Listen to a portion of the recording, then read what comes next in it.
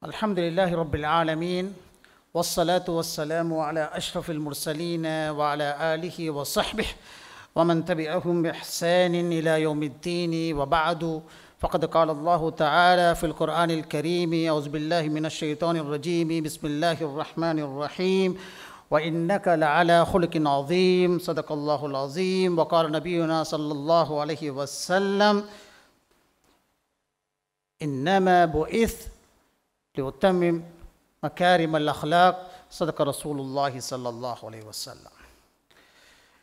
Distinguished Chief Guest, Honorable Professor Dr. Dawood Abdul Malik Yahya Al-Hidabi, Professor of Education at the International Islamic University, Malaysia, President of today's event, Al-Haj Muqta, Chairman of the China Fort Mosque Committee, respected ulamas, dignitaries, esteemed guests, brothers and sisters, وحييكم بتحية الإسلام تحية الجنة السلام عليكم ورحمة الله وبركاته. It is with great joy and honor that we welcome our distinguished guest, my respected mentor, Professor Dr. Dawood Al-Hidabi, a renowned scholar, trainer, educator, author, and contributor to numerous international academic platforms. Professor Dawood has consistently been a source of inspiration and guidance for many, including myself. I am personally indebted to him for his continuous encouragement and unwavering support in my academic journey. He has not only mentored me in scholarly pursuit, but has always shared in my accomplishments with pride and joy. Professor, your presence here today and your insightful presentation have added immense value to this gathering. We are truly honored and proud to have you among us. May Almighty Allah subhanahu wa ta'ala continue to bless you with health, wisdom and barakah. فضيلة الأستاذ الدكتور، في هذه المناسبة الطيبة الميمونة المباركة يحسن بي أن ننتقل إلى اللغة المحلية وهي اللغة التاميلية مراعاة للحضور الكريم ومشاهدين الكرام. China Fort Knowledge Forum மற்றும் மனாராத் ladies ஃபோரத்திற்கு கூடாக ஏற்பாடு செய்யப்பட்டிருக்கின்ற இந்த நிகழ்வுக்கு எமது பணிவான அழைப்பை ஏற்று வருகை தந்திருக்கின்ற உலமாக்களே, சீனங்கோட்டை பள்ளிச்சங்க தலைவர் அவர்களே, பாராளுமன்ற உறுப்பினர்களே, பிரமுகர்களே, ஊர் மக்களே, ஏனையவர்களே, சகோதர சகோதரிகளே, உங்கள் அனைவரையும் வரவேற்பதில் பெருமகிழ்ச்சி அடைகிறேன். அஹ்லன் வசஹ்லன் வ மர்ஹபன் பிக்கும். இது ஒரு விழா என்பதை தாண்டி உலக நாகரிகத்துக்கு பங்களிப்பு செய்த இறை தூதர் ஸல்லல்லாஹு அலைஹி வஸல்லம் அவர்களை நம் நாட்டு சூழலில் அறிமுகம் செய்யும் ஒரு உன்னத நிகழ்வு. நபி ஸல்லல்லாஹு அலைஹி வஸல்லம் அவர்களின் பன்முக ஆளுமைகள் பற்றி எடுத்துச் சொல்லுகின்ற ஒரு எளிமையான ஒரு கூட்டம். உயிரிலும் மேலான ஸல்லல்லாஹு அலைஹி வஸல்லம் அவர்கள் மீது கொண்ட அளவில்லாத அன்பினதும் நேசத்தினதும் கருணையினதும் வெளிப்பாடே இந்த நிகழ்வு.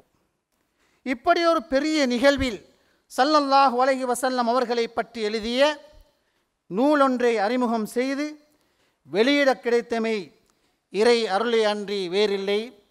அல்ஹம்துலில்லாஹ் சும்ம அல்ஹம்துலில்லாஹ் சும்ம அல்ஹம்துலில்லாஹ். அல் குர்ஆனிய வாழ்வை சுமந்த இறை தூதர் ஸல்லல்லாஹு அலைஹி வஸல்லம் என்ற இந்நூல் அடியேனினால் மேற்கொள்ளப்பட்ட மிகவும் எளிமையான முயற்சி.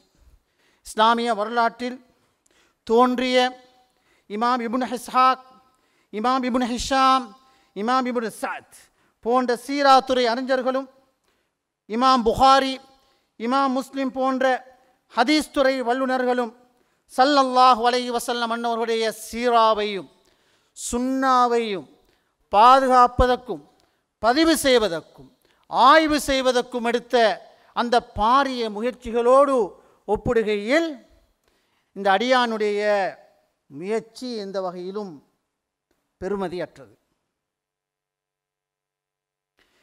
இத்தகைய பெரும் பெரும் அறிஞர்களது ஆய்வு பங்களிப்புகளது பின்னணியில் நின்றுதான் இந்த ஆக்கம் தயாரிக்கப்பட்டது. அல்லாஹு தாலா அந்த உயர்ந்த மனிதர்களை, அறிஞர்களை, இமாம்களை புரிந்து கொள்வானாக. மதிப்புக்குரிய சகோதர சகோதரிகளே, சீரா பற்றி நூற்றுக்கணக்கான ஆயிரக்கணக்கான நூல்கள் இருக்கின்ற பொழுதும் ஏன் திரும்ப ஒரு ஆய்வு அவசியப்படுகிறது என்ற கேள்விக்கு இங்கு நான் விடை சொல்ல வேண்டியிருக்கிறது. 4 பிரதானமான காரணங்களால் இந்த நூல் எழுத வேண்டிய ஒரு தேவை எனக்குள்ளால் ஏற்பட்டது. முதலாவது காரணம், உலக மறுமை வாழ்வில் வெற்றி பெறுவதற்கான மிக தெளிவான ஒரு பார்வையை உலகத்திலே முன்வைத்த ஒரு தலைவர் இருக்கும் என்றிருந்தால் அது ஸல்லல்லாஹு அலைஹி வஸல்லம் அவர்கள் என்று சொன்னால் நிச்சயமாக அது மிகையாக இருக்க மாட்டாது. அப்படியான ஒரு மிக பெரும் ஆளுமையை, உயிரிலும் மேலான அந்த மாணவியை பற்றி எழுத வேண்டும் என்ற ஒரு ஆசை எனக்குள்ளால் உருவாகியது. அவர்களுக்கு ஒரு ட்ரிபியூட்டை, ஒரு நன்றியை தெரிவிக்க வேண்டும் என்ற வகையில்தான் இந்த நூல் எழுதுவதற்கான பிரதான முதலாவது காரணியாக இருந்தது. அன்புக்குரிய சகோதர சகோதரிகளே, இரண்டாவதும் ஒரு காரணம் இருக்கிறது. அல் குர்ஆன் ஸல்லல்லாஹு அலைஹி வஸல்லம் அவர்களை பற்றி மிக அதிகமாக பேசுகிறது, பெரிய அளவு முக்கியத்துவத்தை வழங்கி இருக்கிறது. ஸல்லல்லாஹு அலைஹி வஸல்லம் அவர்களை பற்றி அறிஞர்களும் ஆய்வாளர்களும் ஏனைய மனிதர்களும் செய்கின்ற ஆய்வுகளை விட அல் குர்ஆன் படைத்த ரப்புல் ஆலமீன் ஸல்லல்லாஹு அலைஹி வஸல்லம் அவர்களை எப்படி பார்க்கிறான், எப்படி நோக்குகிறான், அந்த குர்ஆனிய வெளிச்சத்திலே நின்று ஸல்லல்லாஹு அலைஹி வஸல்லம் அவர்களை ஆய்வு செய்ய வேண்டும் என்ற ஒரு அவா எனக்குள்ளால் வந்தது. குர்ஆன் ஏன் இவ்வளவு தூரம் ஸல்லல்லாஹு அலைஹி வஸல்லம் அவர்களுக்கு முக்கியத்துவம் கொடுத்திருக்கிறது? முஹம்மது என்ற சொற்பிரயோகத்தை 4 விடுத்தம் குர்ஆன் கையாண்டிருக்கிறது. முஹம்மது என்ற பேரிலே ஒரு சூரா இருக்கிறது. முஹம்மது என்ற பேரை உச்சரிக்கின்ற பொழுது ரசூலுல்லாஹ் என்ற சொற்பிரயோகத்தை சேர்த்து குர்ஆன் கையாளுகிறது. ஒரே ஒரு இடத்தில் மாத்திரம் சூரா முஹம்மதிலே 2வது ஆயத்திலே மாத்திரம் முஹம்மது என்று சொன்ன குர்ஆன் ரசூலுல்லாஹ் அல்லாஹ்வின் தூதர் என்ற சொற்பிரயோகத்தை கையாளவில்லை. ஏன் கையாளவில்லை, ஏன் சொல்லவில்லை? இது பற்றியெல்லாம் ஆய்வு செய்ய வேண்டும் என்ற தேவை எனக்குள்ளால் உருவாகியது. அல்ஹம்துலில்லாஹ், அது பற்றியெல்லாம் இந்த நூல் ஆய்வு செய்கிறது. அதிலே விடையை முடிந்த அளவு இமாம்களது விளக்கங்களின் வெளிச்சத்தில் முன்வைக்க முயற்சிக்கிறேன். உதாரணமாக சொல்கிறேன், லகத் கான லக்கும் ஃபீ ரசூலில்லாஹி உஸ்வத்துன் ஹஸனா என்ற ஒரு எல்லோருக்கும் பரிச்சயமான ஒரு ஆயத்து இருக்கிறது. அல்லாஹ்வின் தூதரிடத்திலே உங்களுக்கு அழகான முன்மாதிரி இருக்கிறது. இது பொதுவாக எல்லோரும் பரவலாக ரோல் மாடல் என்று சொல்லி ஸல்லல்லாஹு அலைஹி வஸல்லம் ஆதாரம் காட்டுகின்ற ஒரு ஆயத். ஆனால் இந்த ஆயத்துடைய உண்மையான விளக்கம் என்ன என்பதை ஆராய்கின்ற பொழுது, குர்ஆனின் ஒளியில் பார்க்கின்ற பொழுது, சூரா அஹ்ஸாபில் 21 வசனத்தை பார்க்கின்ற பொழுது, முன்னாலும் பின்னாலும் வந்திருக்கிற வசனங்களை பார்க்கின்ற பொழுது, அஹ்ஸாப் என்று சொல்லப்படுகின்ற கூட்டுப்படை தயாரித்து கொண்டு இஸ்லாத்தின் எதிரிகள் படையெடுத்து வந்து இஸ்லாத்தை மட்டம் தட்டுவதற்கு முயற்சித்த பொழுது அந்த அணியோடு சேர்ந்து முஸ்லீம்கள் போன்று நடித்து கொண்டிருந்த நயவஞ்சவர்கள் ஸல்லல்லாஹு அலைஹி வஸல்லம் அன்னவர்களை கைவிட்டு விட்டார்கள், காட்டி கொடுத்தார்கள்.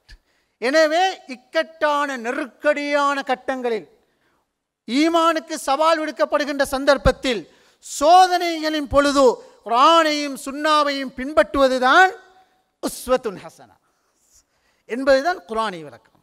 அந்த வசனங்களை ஆழமாக எடுத்து பாருங்கள். வசதிகளும் வாய்ப்புகளும் வந்து ஈமானுக்கு முன்னால், ஒழுக்கத்துக்கு முன்னால் சோதனைகள் வருகின்ற பொழுது அந்த சந்தர்ப்பத்திலே ஸல்லல்லாஹு அலைஹி வஸல்லம் அவர்களுடைய சுன்னாவை பாதுகாப்பது, சீராவை பாதுகாப்பது, குர்ஆனை சரியாக நடைமுறைப்படுத்துவது, ஈமானில் ஸ்திரமாக இருப்பது, அதுதான் உஸ்வா ஹசனான்னு சொல்கிறோம்.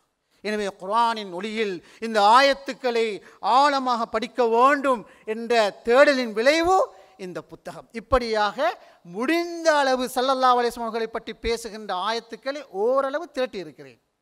இது ஆய்வின் முட்கோடே என்று ஆய்வின் முடிவல்ல. இது ஒரு கடல். ரசூலுல்லாஹ் ஃபில் குர்ஆன் கடல். அதிலே ஒரு துளியை அடியேன் இட்டிருக்கிறேன்.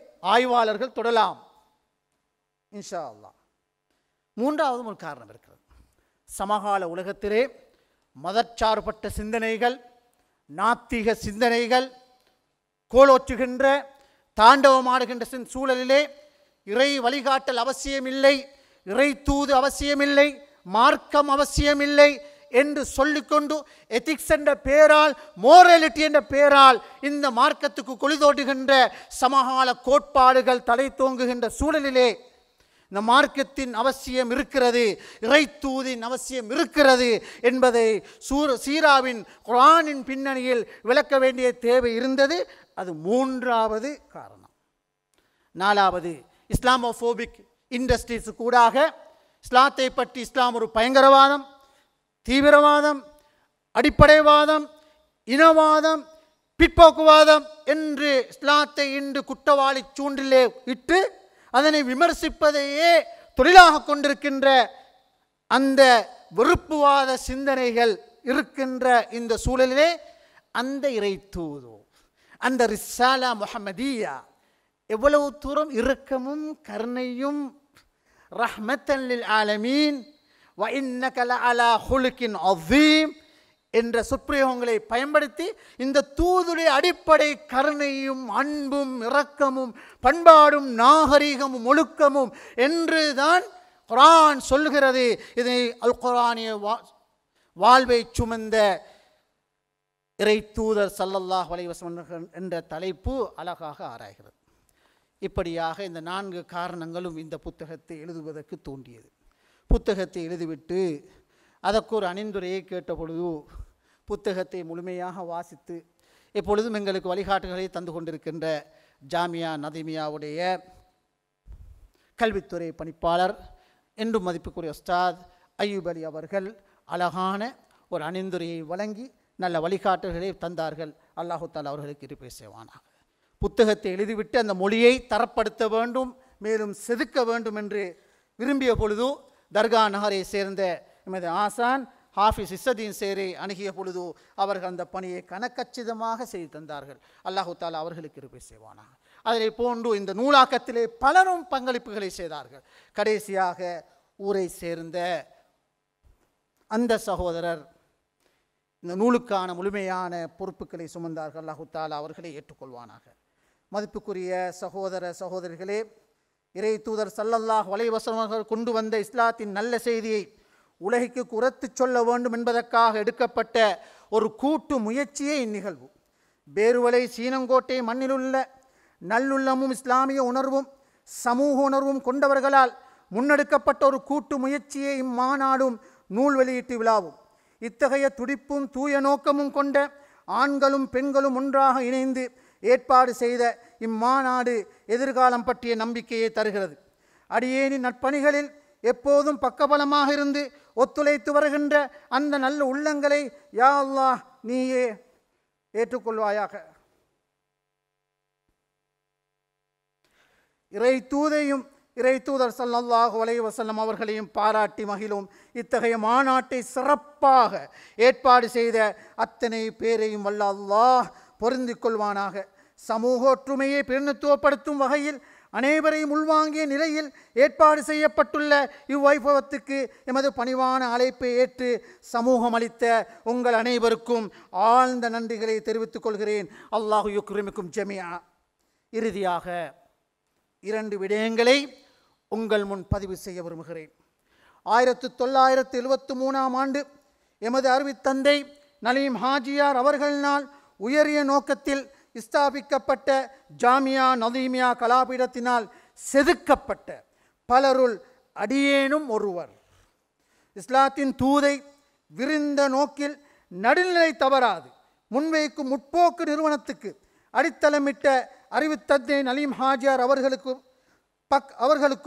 அவர்களுக்கு பக்கபலமாக இருந்தவர்களையும் இன்று வரை வெற்றிகரமாக அந்நிறுவனத்தை சுமந்து செல்பவர்களையும் வல்ல அல்லாஹ் பொரிந்து கொண்டு அருள் செய்வானாக. இரண்டாவது, அல் குர்ஆனிய வாழ்வை சுமந்த இறை தூதர் ஸல்லல்லாஹு அலைஹி வஸல்லம் என்ற இந்நூலை எழுதியதற்கு பின்னால் ஒரே ஒரு ஆசை தான். அதுதான் வஹியை சுமந்து முதலில் அதனை தமது வாழ்வில் நடைமுறைப்படுத்தி மனித சமூகத்துக்கு உன்னத தூதை சேர்ப்பிப்பதற்காக மகத்தான பணியாற்றி வரலாற்றில் தலை சிறந்த நாகரிகத்தை தோற்றுவித்து அடியேனினது உள்ளத்தில் அலாதியான் இடம் பிடித்துள்ள உயிரிலும் மேலான ஸல்லல்லாஹு அலைஹி வஸல்லம் அவர்களை இந்நூலோடு மறுமையில் சந்திக்க வேண்டுமென்ற அவாதான் அது. நிச்சயமாக படைத்த இரக்கமுள்ள நாயன் கண்டிப்பாக அதனை செய்து தருவான் என்ற உறுதியான நம்பிக்கையோடு உங்கள் அனைவருக்கும் நன்றி கூறி நிறைவு செய்கிறேன். யானி ஃபதீலத்துல் உஸ்தாத் الدكتور السبب الوحيد في إصدار هذا الكتاب هو رغبة واحدة فقط، وهي الشوق للقاء النبي صلى الله عليه وسلم بهذا الكتاب القيم المتواضع. نسأل الله سبحانه وتعالى أن يمن علينا بذلك برحمته. اللهم صل على محمد وعلى آل محمد كما صليت على إبراهيم وعلى آل إبراهيم وبارك على محمد كما صليت على إبراهيم وعلى آل إبراهيم إنك حميد مجيد. ربنا إنك سميع الدعاء ربنا وتقبل منا. وآخر دعوانا الحمد لله رب العالمين والسلام عليكم ورحمة الله وبركاته.